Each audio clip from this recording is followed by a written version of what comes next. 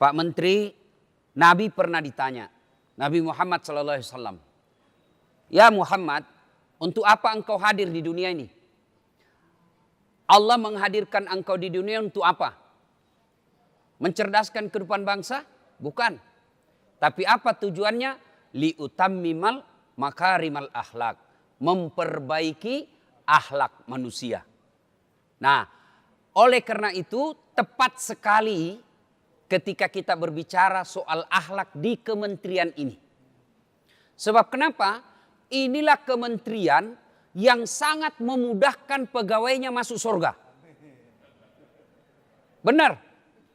Karena kata Nabi, fakir miskin dengan aku itu, fakir miskin dengan saya itu seperti dua jari ini. Tidak bisa dipisahkan, dekat sekali. Fakir miskin dengan aku, dekat sekali. Maka orang yang menangani fakir miskin itu pasti dekat dengan Nabi. Tapi ingat, dekat juga dengan neraka. Oleh karena itu, maka diperlukan akhlak. Salah satu akhlak itu bersyukur atas segala nikmat yang Allah berikan. Nah, hari ini ya, mic-nya kurang bagus. Ya, alhamdulillah. Ya. Nah, ibu bapak, saudara-saudara sekalian, salah satu akhlak baik itu bersyukur. Bahasa Indonesianya berterima kasih. Segala sesuatu pemberian Allah, yang mana pemberian itu memang kita inginkan, itu disebut nikmat. Saya ulangi, segala pemberian Allah, di mana memang pemberian itu kita mau, disebut nikmat. Pak Menteri mimpin kementerian ini mau selamat, dan anggarannya betul-betul tepat sasaran, itu nikmat 1 tahun kepemimpinan Pak Menteri. Nikmat. Ada juga pemberian Allah, Allah kasih tapi kita tidak mau, Allah kasih. Namanya musibah. Tidak ada orang mau kena banjir, Allah kasih musibah. Tidak ada orang mau kena kebakaran, Allah kasih musibah. Nah, ini yang kita akan kemukakan dulu. Nikmat dengan musibah. Satu nikmat. Kementerian kita ini, terutama pegawainya, ASN-nya, mesti bersyukur. Keterlaluan pegawai negeri Kementerian Sosial kalau tidak bersyukur. Umumnya pegawai negeri. Kenapa Ustadz? Coba lihat dampak COVID. Pegawai negeri tidak dikurangi gajinya. Tunjangan tidak dikurangi. Bahkan jam kerjanya yang dikurangi. Coba lihat pegawai perusahaan yang lain. Hah? Mereka dikurangi gajinya. Ditambah jam kerjanya. Salah satu penerbangan, saya ini tiap hari naik pesawat. Ustadz, PHK, dirumahkan. Saya bilang, kau masih bersyukur, masih dirumahkan. Daripada dikuburkan. Ya. Tapi kasihan, jam kerjanya ditambah, gajinya dikurangi. Kalau kita pegawai negeri, mana ada dikurangi gara-gara COVID?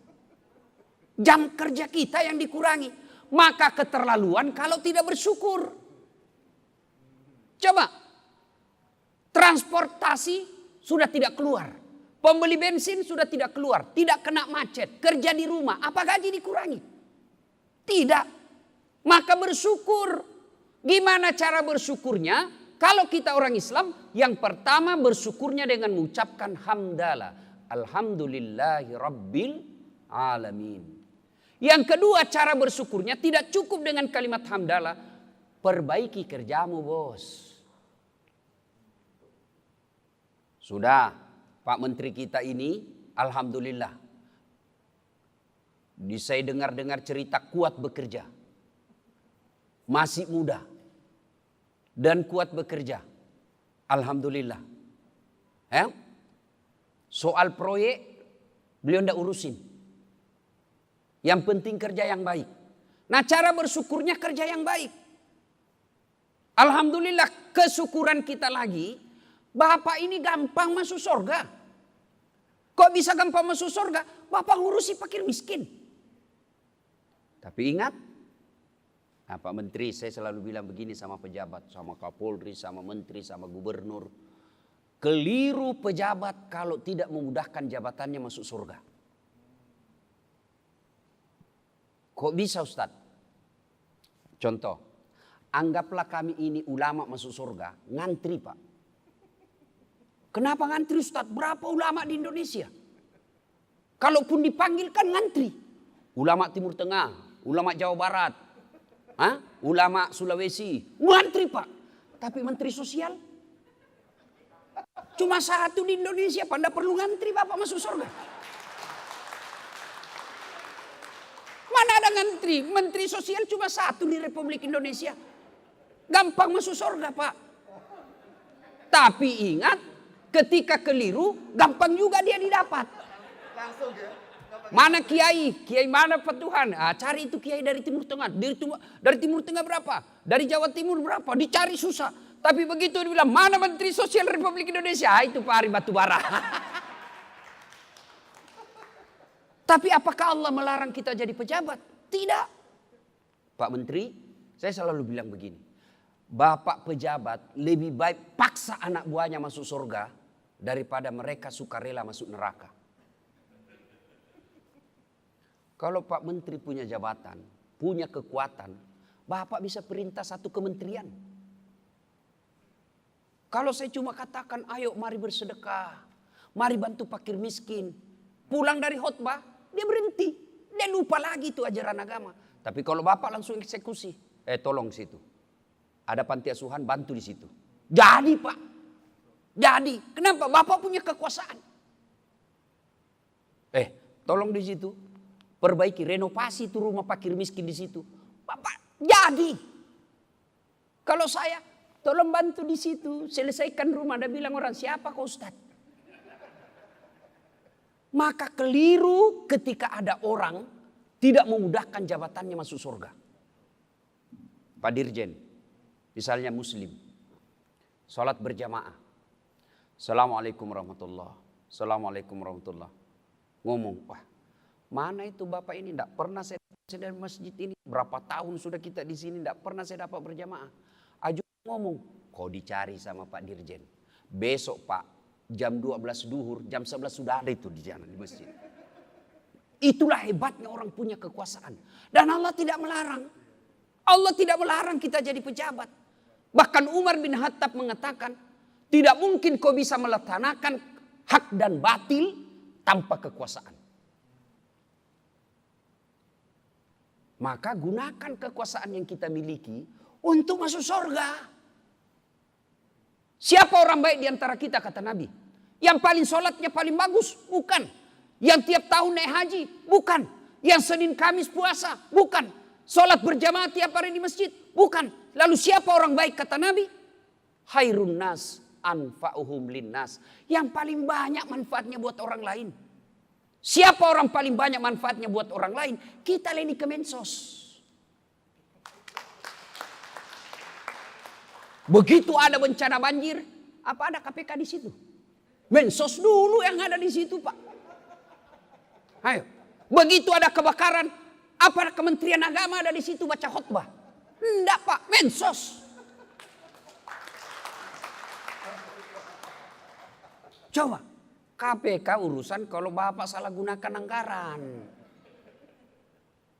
Tapi saya kira keterlaluan Pak kita kalau masih mau menyalahgunakan Pak. Kita umat Islam selalu kan ketika kita sholat baca. Inna sholati. Itu setiap sholat dibaca itu.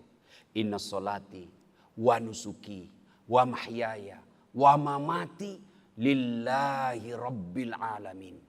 Sesungguhnya hidupku, matiku, ibadahku, sholatku, saya serahkan segalanya kepada Allah.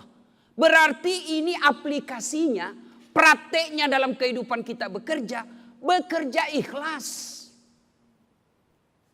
Itu ikhlas, luar biasa penghargaan Allah. Kalau Pak Menteri bilang begini, Dasat, kau kerja ini ya. Soal honor saya punya urusan. Maka saya paksi maksimal kerja saya, Pak. Kenapa? Saya belum tahu nilainya, maka saya akan bekerja dengan baik. Tapi kalau Pak Menteri, Ustadz kau kerja ini 10.000. Maka saya akan kerja seada-adanya. Nah, saya sudah tahu nilainya. Itulah ikhlas. Kalau Bapak bekerja di Kemensos hanya mengharapkan pujian dari Pak Menteri, capek Pak. Jangan cari muka sama Pak Menteri. Pak Menteri senang sama kita. Kalau istrinya Pak Menteri tidak senang, tidak jalan urusan Pak. Pak, cari muka sama Menteri, capek. Kenapa capek Ustadz? Contoh, ini penyakit manusia. 10 disuruh kerja. Kau kerja ini deh, 10. 9 yang benar, 1 yang salah, yang 1 dipersoalkan Pak. Goblok memang kamu ini. Sudah dikasih tunjangan, dikasih uang bensin, dijamin sopirmu. Ini kau tidak bisa kerja. 9 yang benar, 1 yang salah, yang 1 dipersoalkan. Itu manusia. Beda kalau Bapak mencari ridha Allah. Bapak 10 kerja, 9 1 salah. Yang 1 yang benar, ini yang Allah puji. Maka jangan cari muka sama menteri. Begitu ganti menteri, cari muka lagi. Capek kita cari muka. Maka itu yang disebut kerja ikhlas. Kerja ikhlas. Dan orang yang kerja ikhlas bukan cuma dapat gaji tiap tahun, tiap bulan, tapi dia dapat janji surga.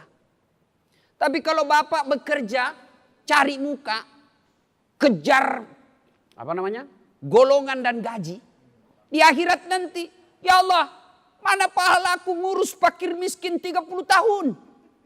Allah berfirman, kau bohong. Kau ngurus fakir miskin itu kan kau mau cari muka. Kau sudah dapat eselon, kau mau dapat penghargaan manusia. Kau sudah dapat, saya sudah kasih kau di dunia. Sekarang kau tidak dapat apa-apa. Maka orang Kementerian Sosial mestinya mengedepankan bekerja lillahi ta'ala. Dan orang yang bekerja lillahi ta'ala insya Allah aman dari KPK.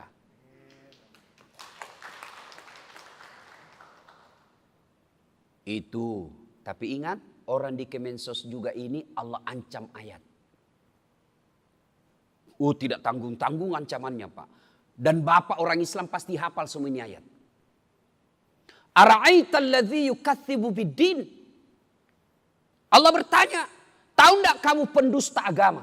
Apa artinya? Hajinya dusta, salatnya dusta, puasanya dusta, bahkan syahadatnya pun dusta kata Allah. Keislamannya Islam dusta. Siapa mereka? Mereka kata Al-Quran tadi, mereka yang menghardik anak yatim piatu dan membiarkan fakir miskin terlantar. Itu tanggung jawab Bapak semua. Hati-hati. Dan kalau ngambil haknya fakir miskin, susah tobatnya Pak. Susah tobatnya. Kalau saya dosa sama Pak Menteri, gampang saya Pak. Apalagi kalau dosa kepada Allah, gampang sekali tobatnya. Kenapa? Dosa kepada Allah gampang tobatnya. 1, nyesal. 2, akui. Jangan lagi, ini. Tidak, akui kau salah. Yang ketiga, jangan ulang. Yang keempat, ganti kebaikan. Kata Allah, semua dosamu saya ampuni. Kecuali kau mengaku Tuhan, saya tidak ampuni kau. Tapi dosa kepada sesama manusia, syaratnya menjadi setelah 4 tambah lagi. Menyesal, mengakui, tidak mengulang, ganti kebaikan. Yang kelima, minta maaf sama yang bersangkutan. Dan yang keenam, kalau berkaitan barang, kembalikan barang negara yang pernah kau ambil. Jadi kalau saya dosa sama Pak Menteri, 1, saya akui. 2, saya menyesal. 3, tidak mengulang. 4, saya ganti menjadi lebih baik, saya akhlak saya kepada Pak Menteri. Yang kelima syaratnya saya minta maaf. Pak Menteri, maafkan saya. Kenapa ada dulu sendalnya Pak Menteri hilang. Saya ngambil itu Pak Menteri. Maafkan saya. Itu syarat itu harus. Sudah itu lalu saya katakan lagi, Pak Menteri bilang, oke, saya maafkan kau udah saat, tapi kembali dulu sendalku. Itu tidak boleh kalau tidak disebut. Maka bapak-bapak yang pernah berdosa kepada istri, syaratnya harus sebut itu Pak. Ibu maafkan saya Bu. Apa judulnya ini Pak? Tiba-tiba kau minta maaf. Nggak usah lah, nanti kau ngamuk lagi. Maafkan saya Bu. Apa sebabnya? Tapi jangan kau marah Ibu ya. Nggak apa. Maafkan saya Bu. Dulu waktu saya tugas ke Sulawesi, saya ada perempuan mirip betul sama kamu Bu. Maafkan saya hilap Ibu, saya hilap. Kata istrinya, begitulah manusia biasa Pak. Kadangkala kita hilap. Saya maafkan karena waktu itu saya juga selingkuh.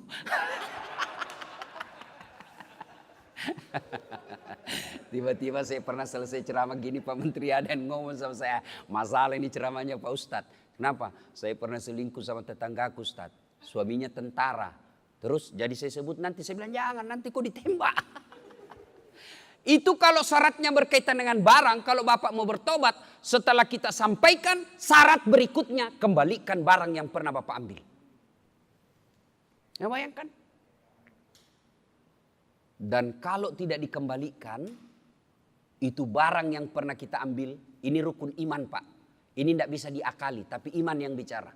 Syaratnya kata Nabi, barang kalau kau tidak kembalikan sebelum kau wafat, maka barang yang pernah kita ambil, disuruh pikul di padang mahsyar kelak. Ah, lewatlah pegawai honor. Di samping kita, oh pantas hilang meja di kantor. Ternyata Bapak yang ambil. Maka yang pernah ngambil barang-barang Kemensos, kembalikan besok Pak. Benar Pak, kembalikan. Selama tidak dikembalikan, selama itu tobat tidak diterima. Wah, itu kalau meja Pak. Gimana kalau ngambil duit 2 miliar? Tapi dia bilang mahasiswaku, duit 2 miliar Ustadz di dompet aja itu kalau uang Singapura yang 10.000. Saya bilang jangan kau bayangkan uang 10.000 Singapura. Tapi kau bayangkan uang koin 2 miliar, berapa karung kau pikul itu? Semestinya ini semua tidak akan terjadi ketika akhlak kita baik. Akhlak kita baik. Nah, kemudian akhlak yang kedua. Hilangkan rasa sombong. Kantor ini Pak, biasanya kinerjanya tidak baik kalau banyak pegawainya orang-orang yang sombong. Dan orang sombong itu sangat potensial memecah persaudaraan. Apa itu sombong? Apakah sombong Bapak berpakaian mahal? Belum tentu. Pak Menteri punya usaha sebelum jadi menteri, punya duit, pakai barang mahal. Apa sombong? Tidak. Pakai itu Pak, itu rezekinya Bapak supaya orang tidak meremehkan Bapak. Pakai. Allah tidak melarang, itu rezekimu dah saat pakai. Lalu apa itu sombong? Kata Nabi 2 sifat sombong itu karakternya. 1, menolak kebenaran, nganggap remeh orang lain. Jadi Bapak pakai baju krokodil. Yang katanya kalau asli kepalanya menghadap ke dalam. Kalau palsu kepalanya menghadap keluar. Jadi buaya darat. Apa sombong? Tidak. Bapak pakai jam tangan Rolex. Apa sombong? Belum tentu. Lalu kapan Bapak sombong? Ketika Bapak pakai barang mahal lalu meremehkan pegawai yang murah. Security. Kau tahu ini jam saya 300 juta. Kamu pegawai honor security. Tidak bisa kau beli. Sombong. 2. Apa sombong? Menolak kebenaran. Mentang-mentang anak muda. Kan di kantor seperti ini kan kadang-kala ini orang tua. Tiba-tiba protes sama Pak Menteri. Apa? Kami ini sudah 15 tahun jadi pegawai tidak dipromosi. Itu anak muda baru 2 tahun sudah promosi. Benar Pak, ini baru 2 tahun tapi otaknya Pentium 4. Prosesornya cepat loading. Bapak 15 tahun tapi otaknya Pentium 1, lambat loading. Sudah Pak, sudah Pak, mana? Tinggal di print. Belum sudah namanya itu. Ini otak zaman dulu ini yang begini.